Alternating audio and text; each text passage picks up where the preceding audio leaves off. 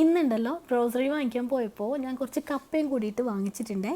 അപ്പോൾ അതിൻ്റെ ഒപ്പം കഴിക്കാനുള്ള ഒരു ചിക്കനാണ് ഞാനിപ്പോൾ റെഡിയാക്കി എടുക്കുന്നത്. ഇതൊരു ചിക്കൻ്റെ ഒരു ഡ്രൈ റോസ്റ്റ് ആട്ടാ, നെയ്യിലുണ്ടാക്കി എടുക്കുന്ന ഒരു ചിക്കൻ ഗീ റോസ്റ്റ്. ഇനിയിപ്പോൾ കപ്പയൊന്ന് പുഴുങ്ങിയെടുക്കാമെന്നാണ് കരുതുന്നത്. അപ്പോൾ ഇതാ ഇങ്ങനെയാണ് ഇവിടെ കപ്പ വാങ്ങിക്കാൻ കിട്ടുക. അതിൻ്റെ തോലൊക്കെ കളഞ്ഞിട്ട് നല്ല ക്ലീൻ ആക്കിയിട്ട് ഇങ്ങനെ ഒരു പാക്കറ്റിലാണ് കിട്ടുക. പണ്ടില്ലേ എനിക്ക് ഈ കപ്പ അത്ര ഒരു ഇഷ്ടമുള്ളൊരു എന്താ പറയുക ഫുഡൊന്നും ആയിരുന്നില്ല കേട്ടോ. ഞാൻ അങ്ങനെ കഴിക്കലും ഉണ്ടായിരുന്നില്ല. എനിക്ക് വലിയ താല്പര്യമൊന്നും ഉണ്ടായിരുന്നില്ല ഇത് കഴിക്കാനായിട്ട് പണ്ട് കേട്ടോ. പണ്ടത്തെ കാര്യമാണ് ഞാൻ പറയുന്നത്. ഇപ്പം അങ്ങനെയല്ല. ഇപ്പോൾ കപ്പ എനിക്ക് ഭയങ്കര ഇഷ്ടമാണ്.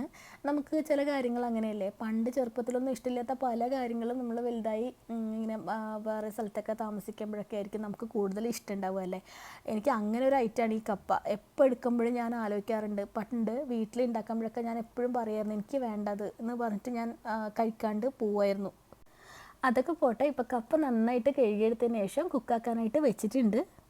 ഇന്നിപ്പോൾ ഞാനിങ്ങനെ കപ്പ വെള്ളത്തിലിട്ടിട്ട് പുഴുങ്ങിയെടുക്കുന്ന ഒരു ഇതില്ലേ, അങ്ങനെയാണ് ചെയ്യണത്. ഞാൻ അല്ലാണ്ട് കപ്പ വേവിച്ചെടുക്കലും ചെയ്യലുണ്ട്, മറ്റേ ആ മഞ്ഞ കളറിലുള്ള അതും ചെയ്യലുണ്ട്. പക്ഷേ ഇന്നിപ്പോൾ എന്തായാലും എനിക്ക് ഈ ഒരു ചിക്കൻ്റെ കൂടെ ഇവിടെ എല്ലാവർക്കും കഴിക്കാൻ ഇഷ്ടം കപ്പ വെറുതെ ഇങ്ങനെ പുഴുങ്ങിയെടുക്കുന്നതാണ്.